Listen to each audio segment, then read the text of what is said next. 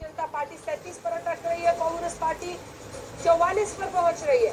43.8 round of कीजिए, 44% vote percentage Congress party को मिलता हुआ दिखाई दे रहा है। वहीं 19% अन्य को।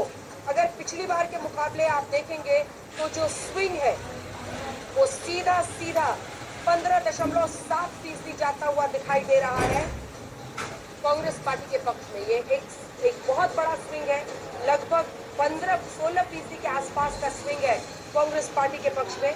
और वहीं बीजेपी जो कि पिछली बार 36 पे थी, वो इस बार 37 पर पहुंचती हुई दिखाई दे रही है, तो 0.7 में उनको भी इजाफा हुआ है। लेकिन कांग्रेस पार्टी के लिए एक बहुत बड़ा स्विंग है। कांग्रेस पार्टी लगभग 16% वोट गेन कर रही है और ये साफ इशारा कर रहा है कि ये चुनाव कांग्रेस पार्टी अपने पक्ष में करती हुई दिखाई दे रही है।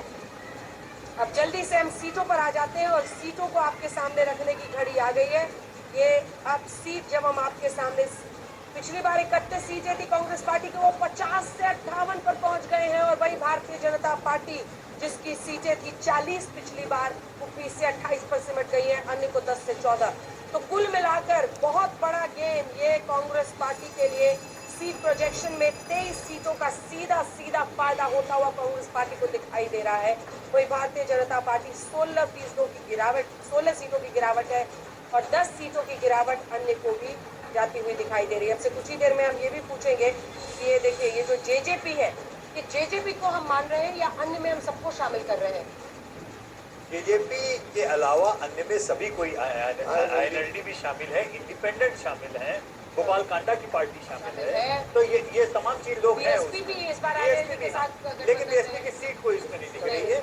एक बड़ी इंटरेस्टिंग बात है, जब आप वोट शेयर का जिक्र कर रही थी यहाँ पर, तो ये बताना बहुत जरूरी है कि जो कांग्रेस का गेन है वो दरअसल कोई बीजेपी के खाते से नहीं आ रहा है, बल्कि आईएनएलडी और जेजेपी का जो पूरा कोलैप्स हुआ है, खासतौर पे जेजेपी का दुष्यंत चौटाला की क्रेडिबिलिटी खत्म हो गई। पिछली बार 10 सीटें लेकर आए थे, एक युवा के चेहरे के तौर पर थे, लोगों को लगा वो उम्मीद के साथ है और वो कुछ नया करेंगे। लेकिन उन्होंने बीजेपी के साथ सरकार बनाई, 4.5 साल मलाई खाई सत्ता की, उसके बाद से 6 महीने पहले रिजाइन किया। तो जनता हरियाणा की बहुत बात है और उन्होंने इसको समझ लिया, भाप लिया और वो वोट परसेंटेज पूरा उतर चला गया। बिल्कुल। और उनको दरअसल जनादेश पिछली बार बीजेपी के विरोध में मिला। जी, तो इसका मतलब बहुत साफ है कि बीजेपी का, जैसे दिल्ली में एक 36% का एक वोट बैंक है, चाहे सीट कितनी भी आए, वो एक उसी तरीके से हरियाणा में अब वहाँ की पॉलिटिक्स में non Jat political vote bank का एक 36-37% एक ब्लॉक बीजेपी का वो हो गया है। लेकिन जब तक उसमें जाट मतदाताओं का एडिशन नहीं होगा, तब तक बीजेपी विनिंग कॉम्बिनेशन में उस तक नहीं आएगी। Only reason that BJP winning combination में आ सकती है ना, वो जबकि जाट मतदाताओं का बिखराव हो जाए। तो 46 में बहुत ज्यादा 54 सीटों पर पहुंचती हुई कांग्रेस पार्टी दिखाई दे रही है। अपर